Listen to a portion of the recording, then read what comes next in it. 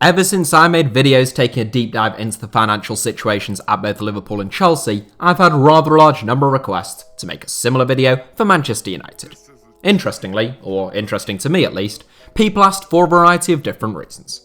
Some Liverpool fans queried how Manchester United were able to maintain such high wage budgets and routinely spend more than they brought in when it comes to transfers, in light of the discovery that Liverpool haven't taken in quite as much profit as some people think in recent years, despite their significant successes and far from extravagant approach in the transfer market. Conversely, most Manchester United fans are concerned about the lack of activity at Old Trafford this summer and the mounting of debt that the club has seen in recent times, and want an explanation of why a club with such superb commercial and retail revenues haven't spent like Chelsea so far this window, and why their debts keep on spiralling. So hopefully I can answer both of those questions, along with any others you might have about Manchester United's financial situation, which is among the most lucrative and indeed complex in world football for a number of reasons. Just before we jump in though, I want to warn you that I'm not going to go into any great detail with regards to the Glazer family on a personal level, nor am I going to examine their takeover of Manchester United with a fine-tooth comb. That's because I plan on making an entire video about the Glazers at some point, and the way in which they came to own Manchester United, since it is really quite a story, and one that I think most people have a sort of vague understanding of, but very little in-depth insight into, or at least that was true of myself before I started researching it. Had I tried to combine the issues of the Glazers, their takeover, and all the facets that make up Manchester United's current financial situation in one video, it probably would have been close to 40 minutes long. And aside from the fact that I don't have the time to write and research all that in time for the morning, history tells me people prefer videos that are a little shorter. The first thing we must talk about when dealing with the finances of Manchester United is the club's top line, which just means their revenue for those of you unfamiliar with that term, since it is enormous. Manchester United have the highest revenue of any team in the Premier League by some distance, and the third highest revenue of any team in Europe. In total, the club raked in £627 million as per the most recent set of financial accounts, which was a new record for the club, despite going trophyless for the third consecutive season and extending their run of seasons without winning the Premier League title to 7. To put that figure of £627 million into some context, only 6 other teams, Barcelona, Real Madrid, Bayern Munich, PSG, Manchester City and Liverpool, have a revenue in excess of £500 million.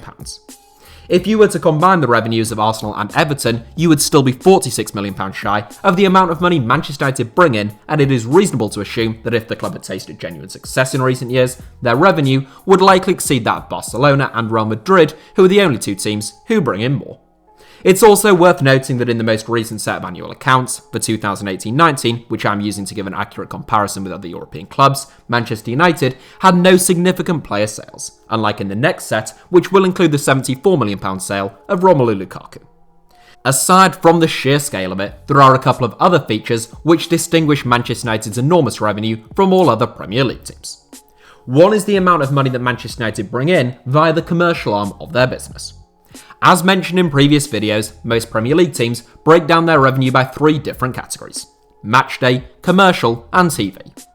For 19 of the 20 Premier League teams, the most lucrative of those 3 revenue streams is the money they receive from the Premier League through broadcast deals and TV rights. The exception, as you have probably guessed by now, is Manchester United, and that's not just because the team received less in broadcast rights in the 2018-19 season due to finishing 6th, although that is also true. Manchester United received £241 million in TV money in 2018-19, the 4th highest in the division. Meanwhile, Liverpool raked in the most with broadcast revenue of £261 million.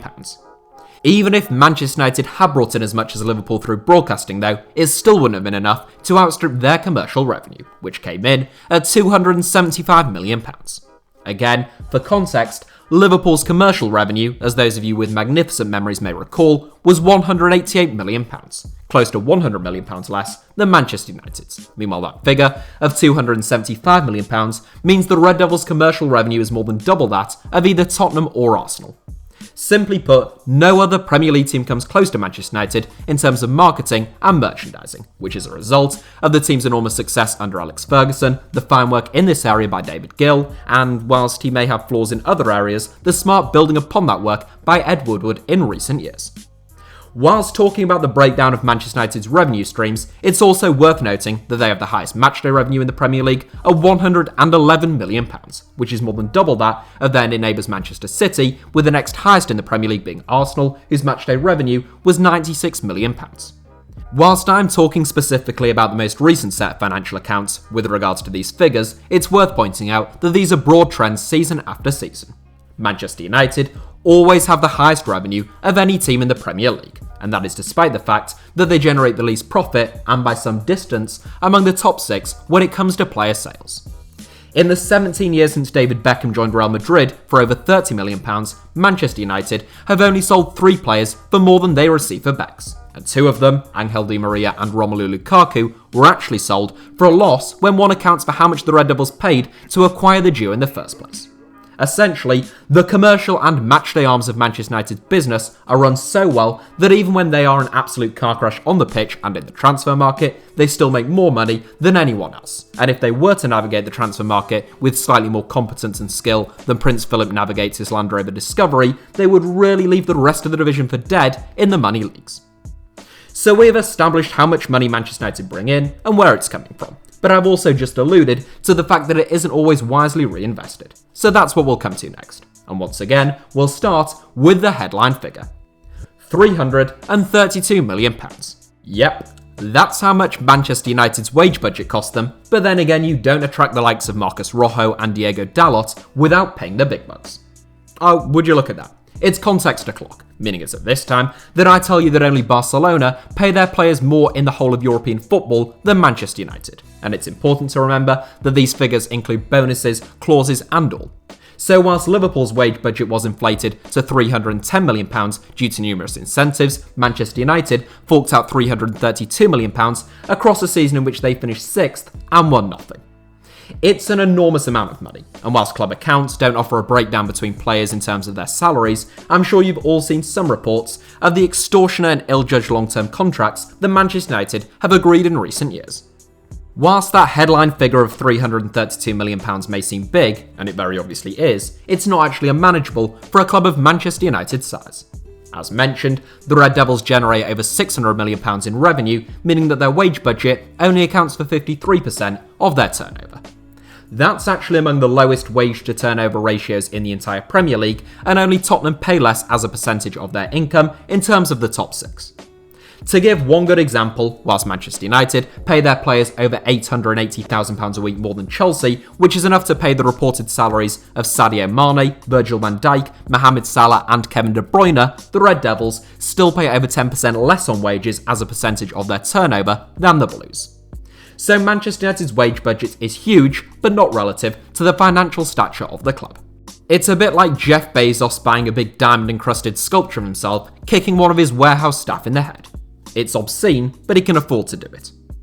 From wages, we must come next to net spend, the tool that every Liverpool fan is equipped with from birth before taking their first steps into the world of social media. Here again, Manchester United have spent a fortune. Over both the 5 and 10 year period, only Manchester City have spent more in the Premier League, and there's very little to split the two Manchester clubs. Manchester City have a net spend of £957 million over the last decade compared to £905 million at Manchester United. I know you all love a bit of context, so let's just say that the next highest net spend comes from Chelsea, who have spent less than half of what Manchester City have and almost half of United. Again though, Manchester United's revenue dictates that they can afford to mix it with anyone when it comes to the spending leagues. More pertinently, perhaps, when discussing the club's current predicament, is what you or I might call our outstanding balance. Essentially, what Manchester United owe to other clubs for players versus what they are owed, given that transfers are typically structured over a number of years. On this front, Manchester United paint a bleak picture, with a net transfer debt of £169 million, which is by far the highest in all of European football. Chelsea, by contrast, as per the last set of financial accounts, although this is likely to have changed now, were actually owed £2 million. Meanwhile, Atletico Madrid were the next closest to Man United, with £87 million outstanding, which is nowhere near the Red Devils figure. Basically, Manchester United are still paying for players that they have already signed, like all clubs, but at a far greater cost than anyone else, and with much less coming in the opposite direction. Very quickly, just compare Manchester United's transfer business over the last 5 or so years to Liverpool's. You probably don't even need me to help you, you can most likely do it in your heads. But you just think of Nemanja Matic for £40 million, Henrik Mkhitaryan for £37 million, Morgan Schneiderlin for over £30 million, and I could go on. On both player signings and wages, Manchester United have wasted enormous amounts of money, but even figures like a £332 million annual wage budget, over £900 million net spend over 10 years, and £169 million in net transfer debt are not all that alarming simply because of Manchester United's big fat revenue and consistent worldwide appeal. The most concerning aspect of Manchester United's finances, and the one that really merits some discussion, is their debt. Whilst other teams' owners either pump money into the club or simply try to balance the books, Manchester United are essentially the only team in the Premier League whose owners extract significant amounts of money out of the club. There are only 2 other teams whose owners have taken any money out of their clubs over the last 5 years in the Premier League, and neither compare to the figures involved at Old Trafford. During that 5-year period, the Glazers have paid themselves £89 million in the form of dividends via the club, or in other words, one Paul Pogba worth of cash. More significant still is the amount of money Manchester United are paying simply in interest due to the vast debts that the Glazers have incurred at the club. Whilst I said I didn't want to talk too much about the Glazers and their takeover of Manchester United, which I will explore in a future video, I must touch upon it, simply in the sense of explaining that the Glazers basically leveraged an enormous amount of debt through the football club itself in order to acquire Manchester United.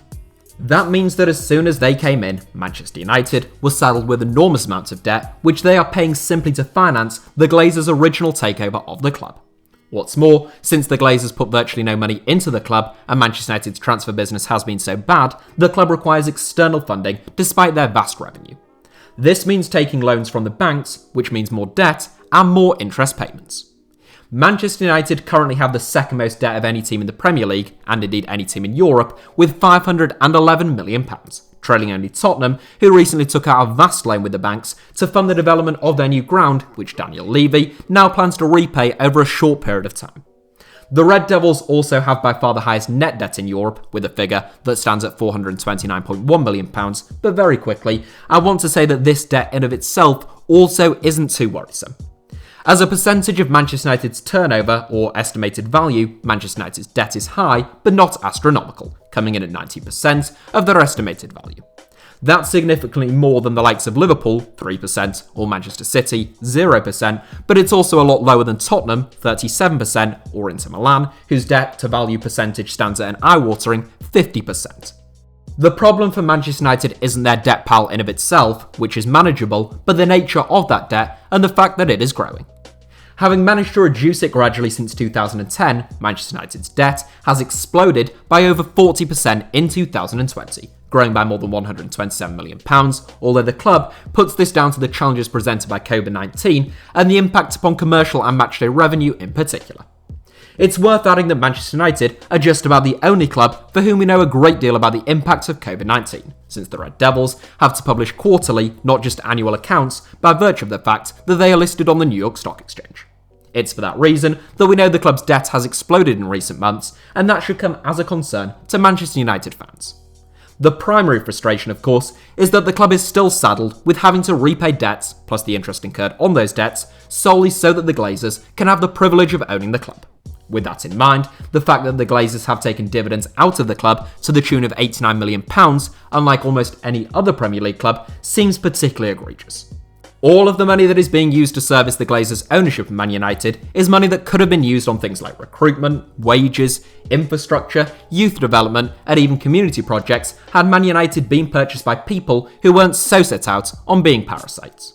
And I use that word in a literal sense rather than in a derogatory one, since the Glazers have quite literally been parasitic to Manchester United, up to this point at least, with little evidence that they plan upon a change of tact.